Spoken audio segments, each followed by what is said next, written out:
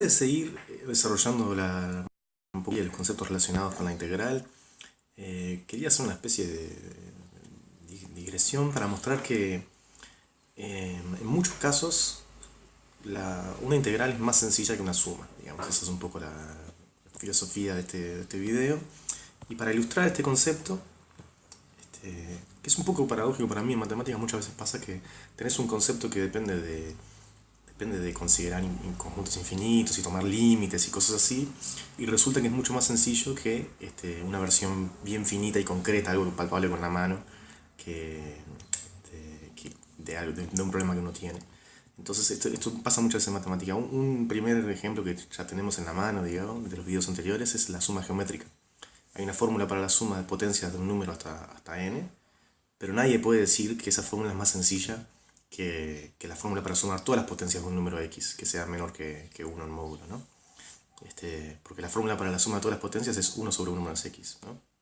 Y la de las primeras n potencias es un poquito más complicada, no mucho, pero un poquito. Pero a veces es mucho más dramático todavía la diferencia entre una suma finita que es bien difícil de comprender y una integral que uno puede calcular y dar una fórmula explícita y aproximar también como uno quiera. Y tenemos mucho más herramientas para lidiar con derivadas e integrales que con una suma así lisa y llana. Así que un ejemplo de esto, sin más digresiones, sería vamos a hablar de la función, bueno, de algo bien chiquito sobre la función z, que se llama la función z de Riemann, que, bueno, la historia de esta función empieza con Euler. Hoy todos los argumentos que vamos a dar eran conocidos para Euler. Euler los conocía, pero se llama en honor a Riemann la función que vamos a considerar porque Riemann escribió un paper muy interesante que voy a ver si puedo decir exactamente cuándo fue en 1859, y el título del paper es sobre traducción libre, sobre el número de números primos, ¿no? Menores, menor es que, vamos a poner aquí una cantidad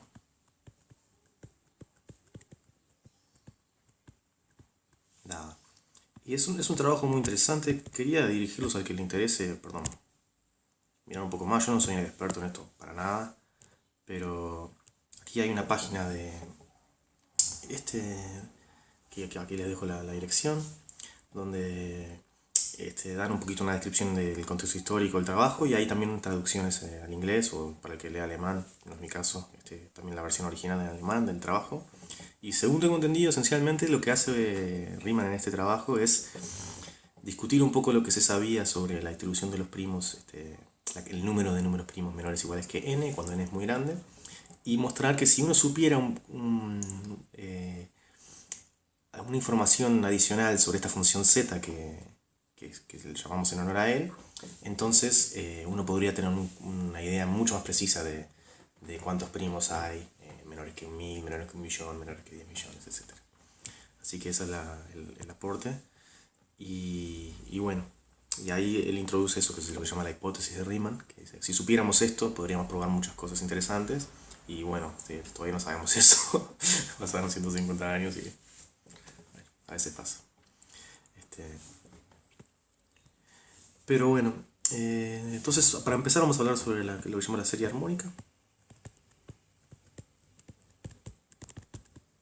Armónica. Que es el problema de averiguar qué es lo que sucede si uno va sumando 1 más un medio, más un tercio, más un cuarto, etcétera. Cuando sumo cada vez más términos, ¿qué es lo que sucede? Esa es la pregunta eh, de la serie armónica. Entonces, para responder esa pregunta, bueno, nosotros le damos sentido a esa suma infinita definiendo una sucesión, que es la de sumas parciales. El término hn va a ser sumar todos los inversos de naturales hasta n, ¿no? Y a veces se le llama el enésimo número armónico. a esa suma. O sea que el primer número armónico es 1, el segundo es 1 más 1 medio, el tercero es 1 más 1 medio más 1 tercio, etc. Y bueno, es una suma difícil de analizar porque sabemos que la diferencia entre un número armónico y el siguiente es 1 sobre n y eso se va haciendo cada vez más chico. Pero no hay ningún motivo para pensar que al ir acumulando esos numeritos, por más que sean cada vez más chicos, no podamos superar cualquier valor fijo. Que si uno espera lo suficiente, la suma va a superar 100, y si uno espera lo suficiente, la suma va a superar 1000, etcétera, etcétera, etcétera. Si uno lo pone en la computadora, eventualmente para la computadora, salvo que uno haga las cosas más inteligentemente, con los números que uno usa por defecto en la computadora para hacer este tipo de operaciones, lo que se llama punto flotante, eventualmente 1 sobre n vale 0 en la computadora y entonces la suma se estanca, ¿no?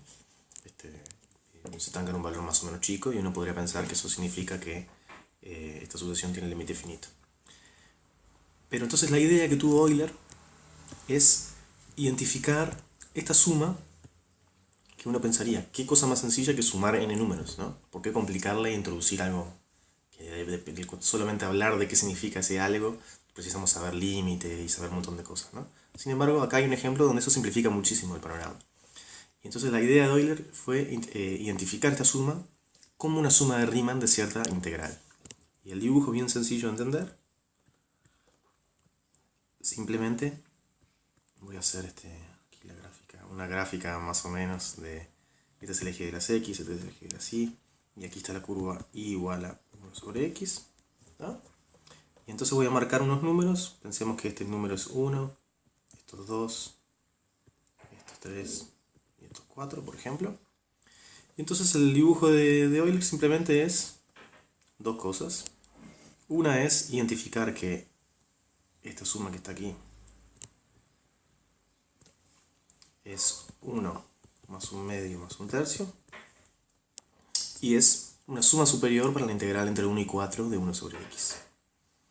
Entonces con ese argumento lo que se obtiene es simplemente hn mayor o igual que, bueno, vamos a poner aquí la integral entre 1 y n más 1, ¿no? Porque aquí estoy haciendo h3 y la integral va entre 1 y 4 de 1 sobre x de x. Y bueno, y ahora sabemos con el teorema fundamental que hay que encontrar una primitiva de 1 sobre x, que sería el logaritmo de x, es una primitiva, y evaluarla en n más 1 y evaluarla en 1. En 1 vale 0. Así que esto vale logaritmo de n más 1 exactamente. Entonces esa es la primera observación. Y la siguiente observación, y esto ya es suficiente para resolver el problema, pero la siguiente observación, que también es muy importante, es que si yo solamente miro la suma de 1 medio más 1 tercio, esto que está aquí es 1 medio y esto que está aquí es 1 tercio, es una suma inferior para la integral entre 1 y 3. Entonces si agrego a prepo el 1, obtengo que hn es menor o igual que 1 más la integral entre 1 y n de 1 sobre x. Y de nuevo, esta integral es súper sencilla de calcular porque tenemos el teorema fundamental que nos dice alcanza con conocer una primitiva y evaluarla en los extremos y restar. Y bueno, y nos vale entonces 1 más logaritmo de n. Entonces esta es creo que me parece que esto amerita una... O sea, lo que amerita la exclamación no es el resultado en sí. Bueno, el resultado sí también está bastante bien.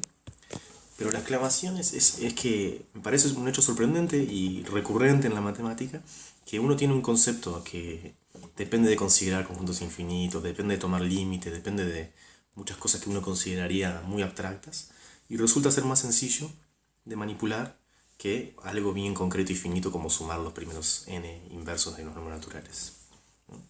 Aquí obtenemos una estimativa bien precisa de la cual es inmediato que hn, cuando n va creciendo, va superando cualquier valor que uno fije, ¿no?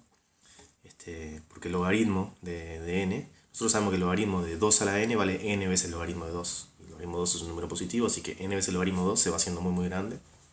O sea que eso me está diciendo que hn también se va haciendo muy muy grande. Entonces la solución al problema es 1 más 1 medio más etcétera. Vamos a escribirlo así, igual más infinito. Con lo cual quiero decir que si uno fija cualquier número positivo, eventualmente hn es mayor que ese número para todo n suficientemente grande, ¿no? O sea, esa es lo que uno quiere decir, no lo voy a escribir con lujo de detalle. Pero la idea simplemente es este dibujo. Identificamos la suma. La suma de esta, para entenderla mejor, resulta útil compararla con una integral. Uno pensaría que sería más complicado, pero no es más complicado. La integral entre 1 y n de 1 sobre x sabemos exactamente cuánto vale el logaritmo de n. Así que es más sencilla que la suma. Esa es la idea de Euler. Y bueno, esta idea, no me acuerdo exactamente cómo es la frase, pero es un truco que se utiliza varias veces, se convierte en un teorema. Y bueno, este truco se utiliza varias veces, se convierte en lo que se llama el criterio integral. Cuya demostración es exactamente identificar la suma como suma inferior o superior de una integral. Entonces el criterio integral, la versión que vamos a dar es que si tengo f, este símbolo que estoy escribiendo aquí significa que f está definida en todos los números mayores o iguales que 1. ¿No? Es una función que asocia a cada número mayor o igual que 1 un número real. Es continua porque esas son las funciones que hablamos sobre cómo integrar. Decreciente, espero que se escriba así, y positiva. No cambia, no cambia así. Positiva. Entonces, y bueno, la afirmación simplemente es que puedo averiguar algo sobre cómo es la suma de los primeros n valores de la f. Por ejemplo, estuvimos haciendo el ejemplo de f igual a 1 sobre x, f de x igual a 1 sobre x. Entonces aquí, esto lo que hacemos es identificar que f1 lo dejamos aparte, f2 hasta fn es una suma inferior para la integral entre 1 y n de f de x. ¿No? Y para la otra desigualdad identificamos que todo esto que está aquí es una suma superior para la integral entre 1 y n más 1 de f de x.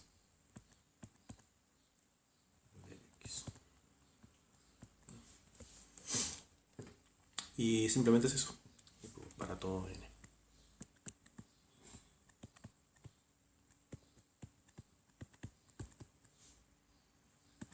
¿No?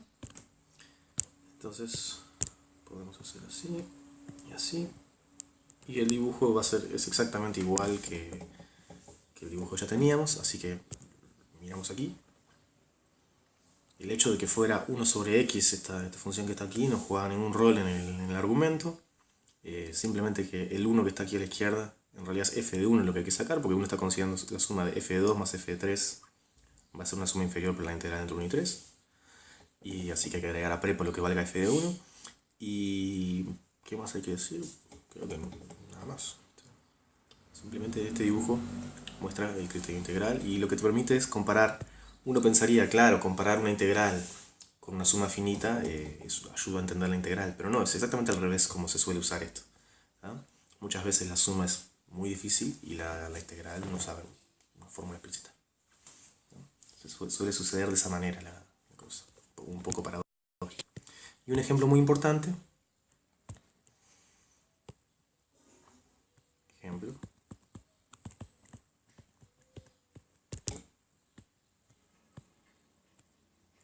la serie, o sea, la sucesión de sumas finitas, 1 más 1 medio a la s más 1 tercio a la s más etcétera, etcétera, etcétera. Estoy pensando que s es un exponente que es un número real, ¿no? Converge, con lo cual quiero si tiene límite. Las sumas esas finitas, cuando voy agregando más y más términos, tienden a un número, solo si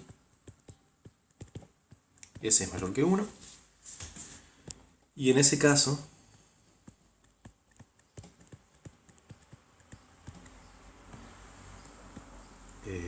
vamos a escribir 1 más.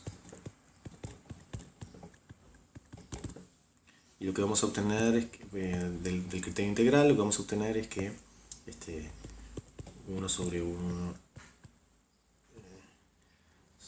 1 más 1 sobre s menos 1 y 1 sobre s menos 1 son las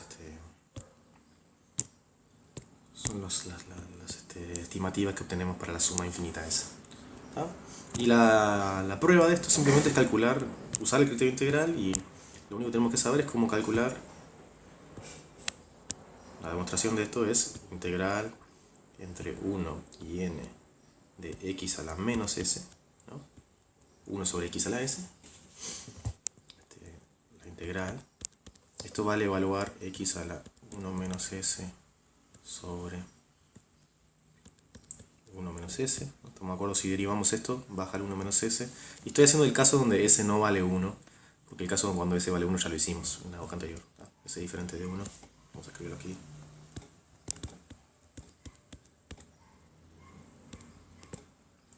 Entonces tenemos esto evaluado entre 1 y n. Y bueno, y aquí lo que obtenemos es en 1, o sea, vamos a poner en n, vale n a la 1 menos s sobre 1 menos s, menos 1 sobre 1 menos s. Y esto tiende a, si s es mayor que 1 y n tiende más infinito, tiende a 1 sobre 1 menos s. ¿No? S menos 1, perdón, porque había un menos adelante. ¿No? Menos 1 sobre s menos 1 menos s es 1 sobre s menos 1. Esto es negativo cuando s es mayor que 1. Así que esa es la única cuenta que hay que hacer.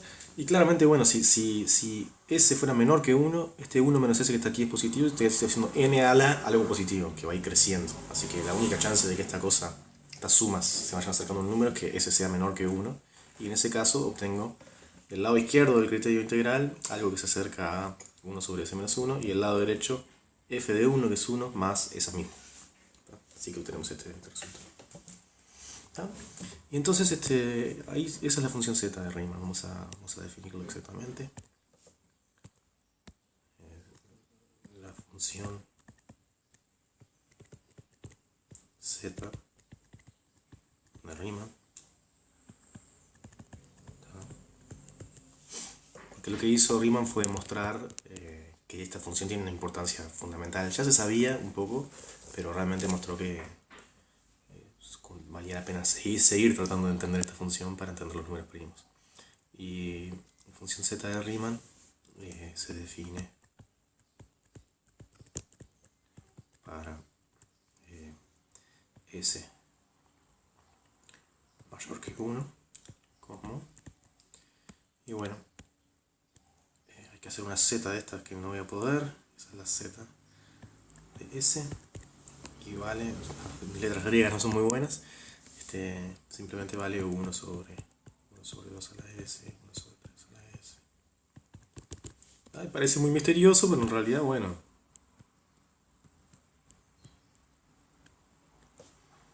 aquí está 1, aquí está 1, esto es x, esto sí, y es una cosa así nomás, infinito ahí, pim, pim, pim, y así.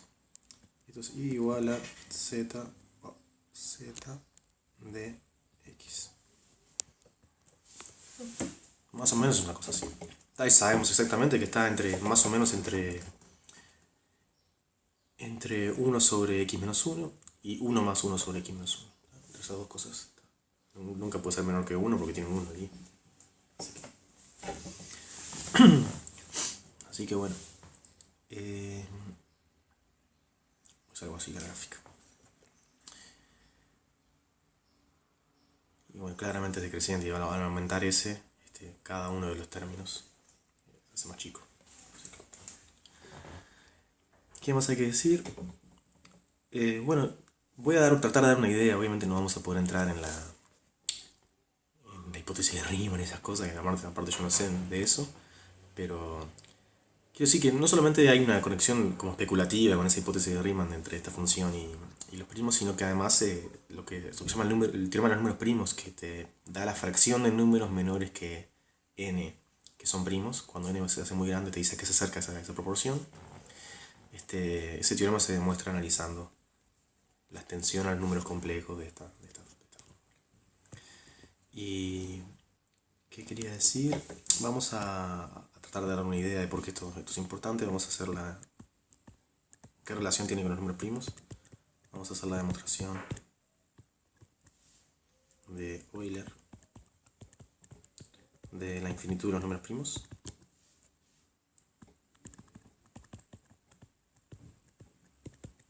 De los números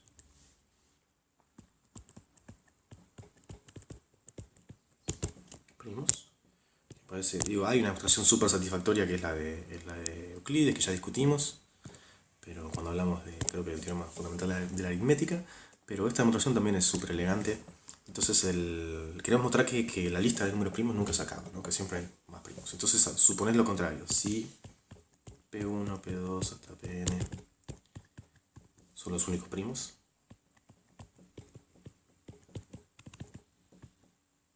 los únicos números primos, tenemos. Bueno, aquí es donde viene un poco la jugada de Euler, que es hacer lo siguiente. 1 sobre 1 menos, 1 sobre P1, ¿no? Eso sería, por el primer primo es 2, bueno, 1 sobre 1 menos 1 medio, ¿no? Por 1 sobre 1 menos 1 tercio, por, y después el último primo, 1 sobre 1 menos el último primo. ¿Tá? Y esto da un número, porque es un producto de n cosas, que son números, ¿no? Ninguna de estas cosas, no hay que tomar ningún límite ni hacer nada raro. ¿Tá? Es un producto, eso da un número. Pero, primera observación, usando la suma geométrica que uno conoce, si yo voy haciendo, ahora vamos a tratar de interpretar esto, lo voy a escribir y luego lo interpretamos.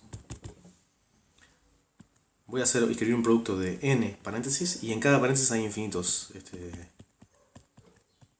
números, pero yo puse un cuadrado en el primero, no, hay que ponerlo en el segundo. ¿Está? Entonces, ¿qué significa esta fórmula? Yo sé que si yo sumo las potencias de 1 sobre p, voy sumando cada vez más potencias de 1 sobre p, eso se acerca a este valor. Eso es la suma geométrica, que ya discutimos. La serie geométrica que ya discutimos en varias ocasiones. Y bueno, acá lo que tengo es n paréntesis, cada uno con una serie geométrica, y la interpretación de esta igualdad es que si yo miro los productos que consisten en tomar los primeros n términos de cada uno de estos paréntesis, ¿no? Tengo 10 paréntesis con potencias, supuestamente infinitas potencias de números. Bueno, en cada paréntesis me quedo con los primeros 100 y multiplico. Ahora me quedo con los primeros 1000 y multiplico. Ahora me quedo con el primer millón y multiplico. Eso se va a ir acercando, como cada una de estas sucesiones de sumas parciales se acerca al factor correspondiente y límite de un producto es el producto de los límites, ese procedimiento me va a ir acercando a este producto que está aquí, que es un número. O sea que esta cosa tiene límite. Esta afirmación, esta igualdad que está aquí significa límite de tal cosa igual a esto. ¿No? Y ahora, con la misma interpretación, vamos a observar lo siguiente.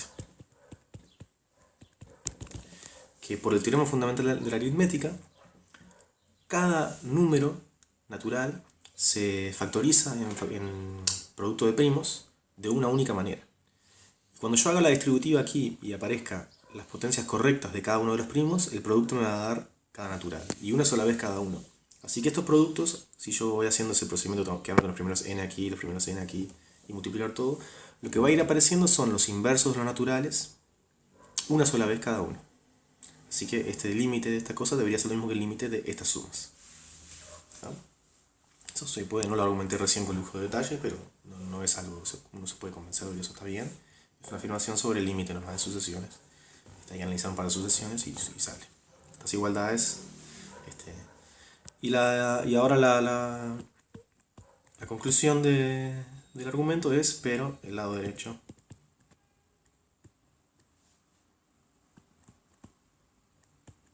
no tiene límite. Se dice a veces que diverge la serie, cuando la sucesión que estamos considerando no tiene límite. Y eso es el fin del argumento. O sea, lo que está diciendo Euler, si podemos resumir, Z, siempre me equivoco de letra, letra griega. A ver, la Z es una cosa así. Z de 1 igual más infinito, digamos, implica, vamos a ver, el hecho de que la serie esa armónica diverge, o sea, no converge, digamos, implica que hay infinitos primos. Eso es lo que está mostrando Euler aquí. Que hay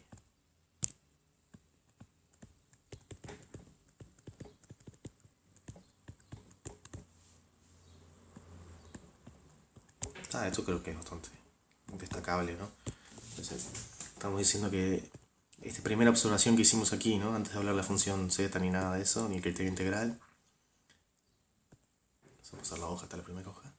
Esta primera observación que hicimos aquí de que hn es mayor que el logaritmo de n más 1, el logaritmo de n más 1 se hace tan grande como uno quiera, esa observación implica que hay infinitos primos.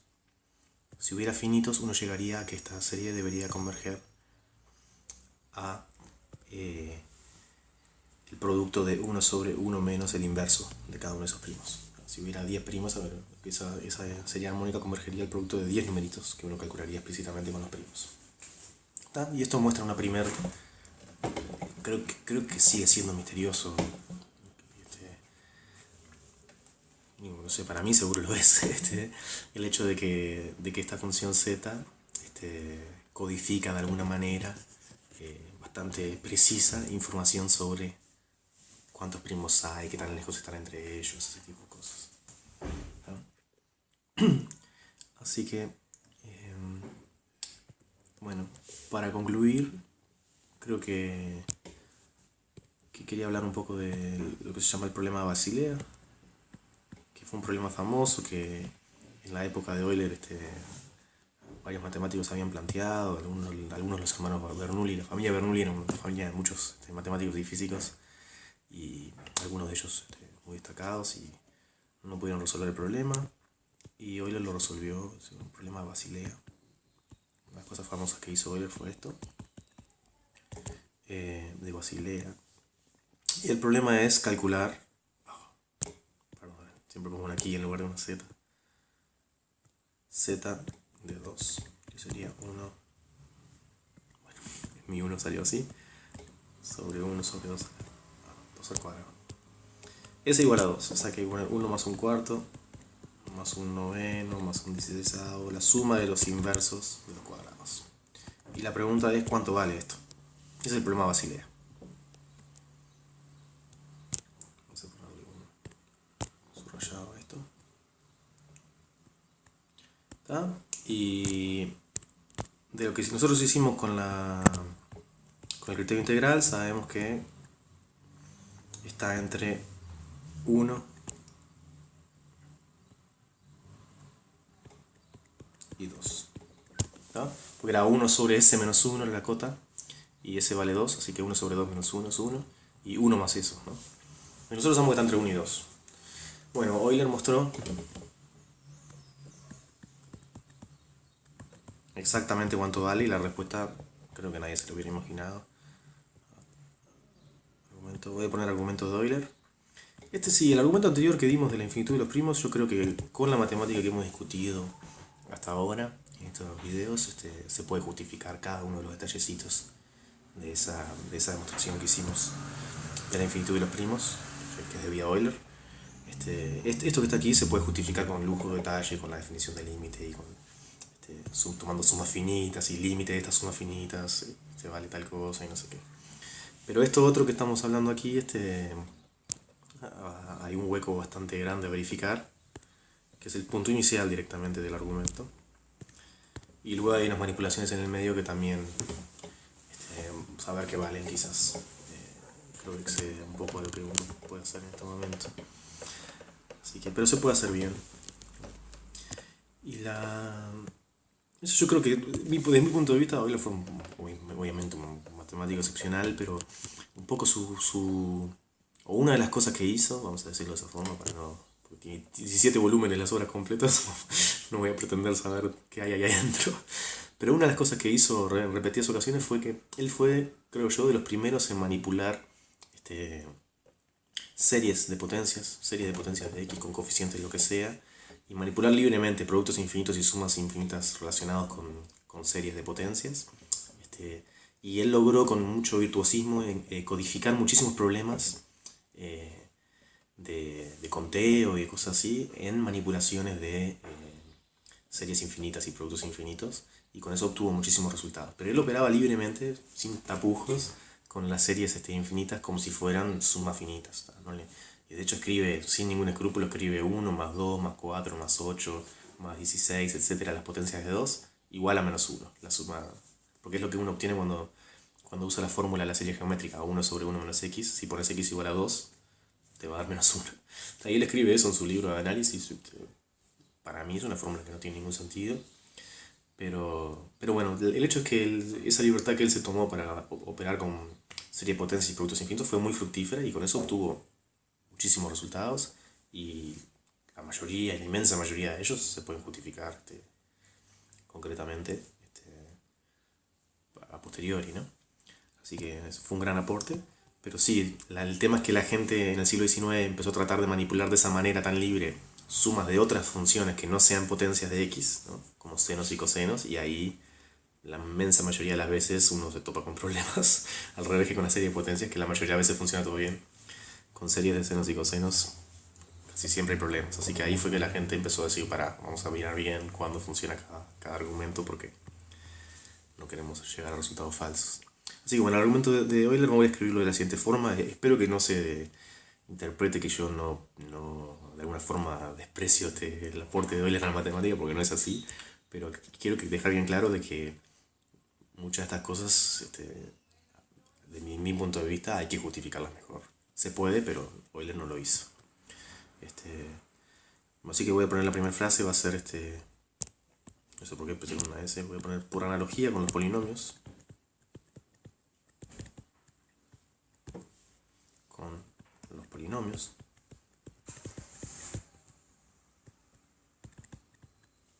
Escribo seno de pi x. Ahora digo qué quiero decir por analogía con los polinomios.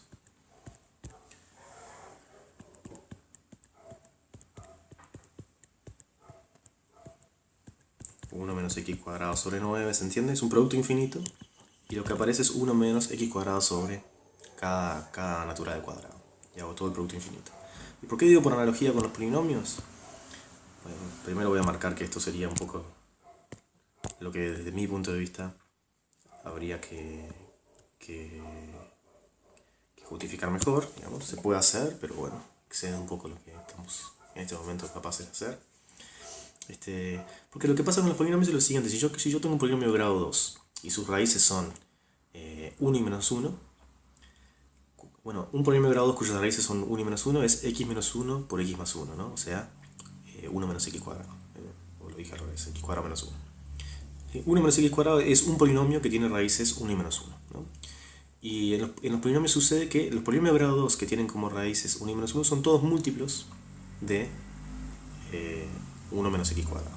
O sea, cualquier polinomio de grado 2 que tenga como únicas raíces 1 y menos 1 es un múltiplo de 1 menos x cuadrado. Y en general pasa eso: si yo tengo un polinomio de grado n y conozco n raíces, puedo hacer el producto x menos una raíz por x menos la otra raíz por x menos la otra raíz, y ese polinomio de grado n, todos los demás que tienen esas mismas raíces y tienen grado n son múltiplos de ese. Así que Euler dice, bueno, seno de pi x es una función que tiene como raíces 0, 1 y menos 1, 2 y menos 2, 3 y menos 3, 4 y menos 4, etc. Si yo escribo este producto infinito, x, 1 menos x cuadrado, que tiene raíces 1 y menos 1, 1 menos x cuadrado sobre 4, que tiene raíces 2 y menos 2, 1 menos x cuadrado sobre 9, que tiene raíces 3 y menos 3, etc. Este producto infinito, sea lo que sea, tiene raíces todos los enteros. Así que seno de pi x debería ser un múltiplo de este producto infinito. Y ahora, ¿por qué salió este pi aquí adelante? Porque bueno, ¿qué múltiplo tiene que ser? Bueno, ¿qué pasa cerca de 0? Lo que pasa cerca de 0 es que seno de pi x, ¿cuál es la velocidad a la cual se mueve seno de pi x cuando x está cerca de 0? Bueno, tengo que calcular la deriva de coseno de pi x por pi. Y eso en 0 vale pi. Así que debería ser parecido a pi x cerca de 0, y por eso puso un pi aquí adelante. Entonces esta fórmula es un punto de partida, si quieren, que vale esta fórmula, pero desde mi punto de vista hay que justificar por qué vale. ¿Por qué? Porque estamos diciendo que cierto tipo de funciones, por ejemplo el seno, alcanzan con conocer sus raíces y algún detallecito más, donde cuánto vale en un punto, ¿no? Que no sea una raíz, para conocer exactamente la función y poder expresarla como una suma o un producto infinito. Eso es algo muy, muy especial que está pasando con esas funciones y bueno, hay que justificar bien qué es lo que está pasando.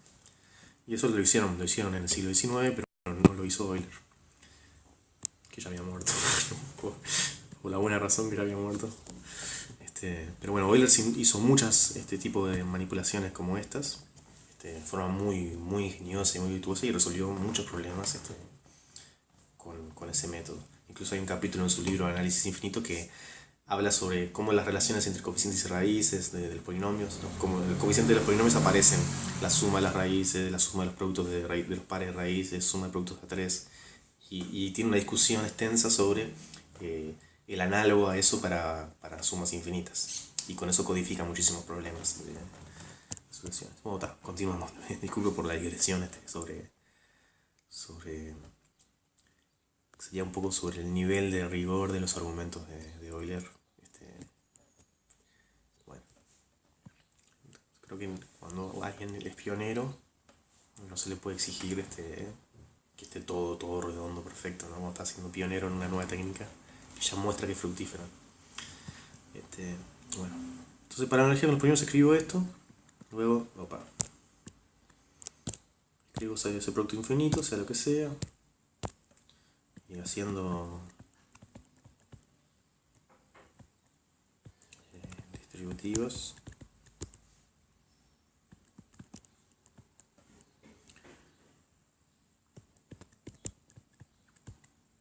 Bueno, de vuelta a esto aquí habría que poner un pequeño subrayado.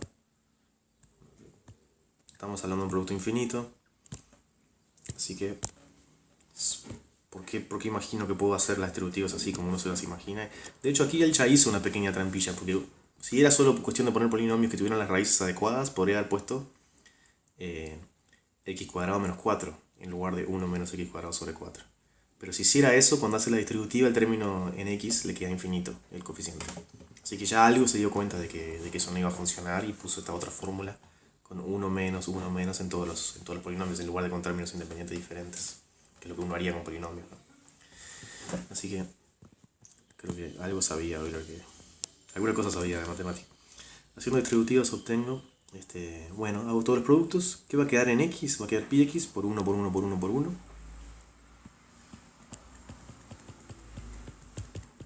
Pi x. Y ahora, ¿qué va a quedar en x cubo?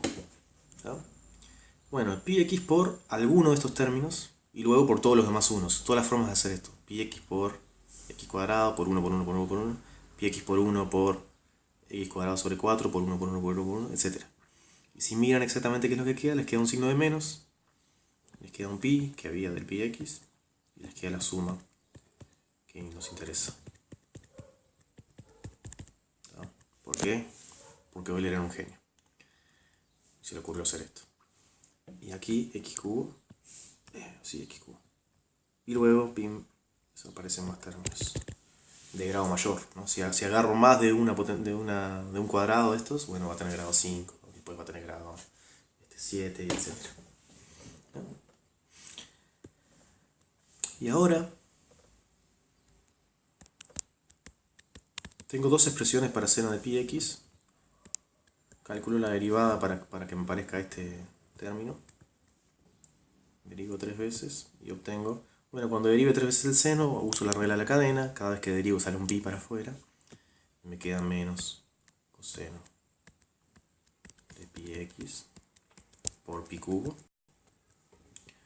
Es igual a... Y cuando derivo el x cubo, baja un 3 primero, 3x cuadrado. La siguiente vez que derivo, 6x. Y la siguiente vez que derivo, 6.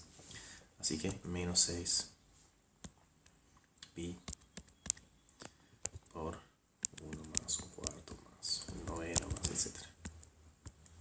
Más cosas con x. Y ahora evalúo en 0.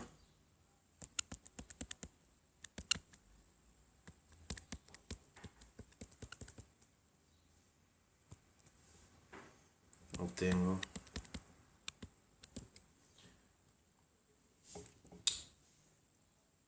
uno más un cuarto más un noveno más la suma de los inversos de todos los cuadrados de vale pi cuadrado sobre 6. A ver si esto no merita una exclamación, no sé qué puede llegar a editar. Y Euler era un tipo que hacía muchas cuentas explícitas, y estoy seguro de que él calculó las sumas estas hasta bastante precisión y también con alguna aproximación de pi bastante buena, y verificó de que efectivamente todas estas manipulaciones que le estaba haciendo le estaban dando correcto. Hasta bastante precisión por lo menos. Ese es el argumento de Euler. Cada uno de los pasos que están aquí se pueden justificar correctamente. Creo que no vamos a poder hacerlo en esta serie de videos. Quizás sí el de calcular la derivada de una serie de potencias término a término. Espero poder hacerlo porque de alguna forma fue así que introdujimos la función exponencial coseno y seno como serie de potencias. Y para justificar que las derivadas valen lo que uno piensa, lo que dijimos que valen, habría que saber que esa serie de potencias se pueden manipular así derivando término a término. Así que bueno, el objetivo del video, esta parte de aquí, de las demostraciones de Euler que discutimos, era un poco solo por cultura y porque me parece que son argumentos lindos y podemos ver a un gran matemático en acción, ¿no? Más reciente que uno de la antigua Grecia, ¿no? Un poco más reciente que Arquímedes. Pero el verdadero objetivo del video era mostrar esta idea de que la integral, por más que en su definición es relativamente sofisticada y tenemos que tomar límites de sucesiones, de particiones, cuyo módulo tiende a 0 y no sé qué, en realidad en muchas situaciones es más sencilla que su contrapartida finitista, que es la suma. Y entonces comparar una suma finita como esta con una integral, como estamos haciendo aquí, es beneficioso muchas veces y nos permite analizar la suma finita, que por un método bastante potente para analizar cosas finitas. Y eso da lugar a esto que se llama el criterio integral, que es simplemente la observación de que sumas finitas de términos decrecientes se pueden interpretar como sumas superiores e inferiores de una integral, y eso nos va a estas desigualdades. Y eso nos permite analizar la serie de potencias de los inversos naturales, no solamente la serie armónica. Y bueno, y ahí básicamente ahí ya terminamos un poco el objetivo principal, que era mostrar que la integral puede ser más sencilla que una suma. Pero bueno, ya que estamos aquí, en la puerta de entrada de la teoría de la función zeta de Riemann, ¿por qué no hablar un poco de la función zeta de Riemann? Que es, en el caso de los números reales mayores que 1, se puede definir como esta suma. En realidad, para los intereses de estudiar los números primos, lo que importa es la función z con valores de s complejos, no solamente reales positivos. Pero bueno, hay una manera de extender esta función a los complejos, sin ser el 1, donde no se puede. Y esa función es la que cuando ustedes escuchan hablar de la hipótesis de Riemann o de cosas de ese estilo, en realidad se están pensando en esta función, pero con ese complejo. Bueno, pero para s mayor que 1 es una cosita sencilla, así tiene esta gráfica. Tenemos que está entre 1 sobre s menos 1 y 1 sobre s menos 1 más 1. Y bueno, el hecho de que en 1 vale infinito ya implica que los primos son infinitos, como mostró Euler. Es un argumento que me parece lindo. Y luego el calcular un valor explícito de la función z de 2, fue un problema famoso en la época de Euler que él resolvió utilizando estas manipulaciones con productos infinitos y series de potencias, que son impresionantes desde mi punto de vista. Y se obtiene esta fórmula altamente sorprendente: suma de los inversos de los cuadrados de los naturales se acerca a pi cuadrado sobre 6, cuando todo más términos y más términos. Así que, bueno, espero que ayuden a amigarse un poco con el concepto de integral y aprender un poco de matemática interesante. Y con esto terminamos.